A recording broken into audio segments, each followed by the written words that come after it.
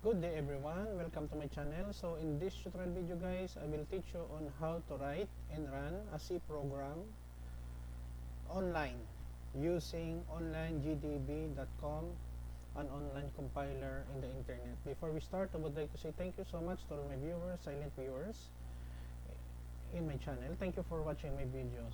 If you are new with my channel and then you like this video, please hit the like button. Don't forget to share. Please support my channel guys by clicking the subscribe button. You may click the notification bell so that you will be notified with my newly uploaded video. So let's begin. You want to, in order for us now to write a C program and run online, there are several online compilers in the internet, but for me, no, I'm using onlinegdb.com. It is free to use. Okay, so let us, here we have several languages here. Let us select C. Okay, so what is good, it is already created this one, no? So let us create a simple program. Int a equals 12, b is 2, and then int product. Okay, we initialize to 0. Product equals a multiply b. So printf of class t, the product of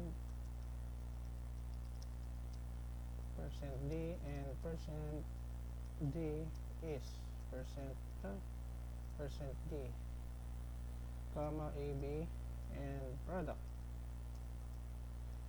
After we write our program in C, we can run this one. Okay, just click the run button here or press F9. Okay, sorry, there is a bug.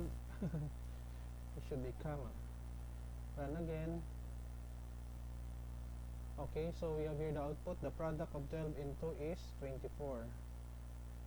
Okay, so that's it. That's simple, no? To write and run a product in C using online tools like onlinegdb.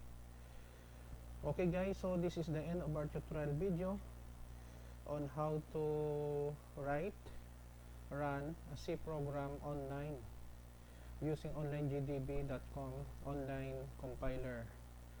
Thank you so much guys for watching. I hope that you have learned something new in this tutorial video.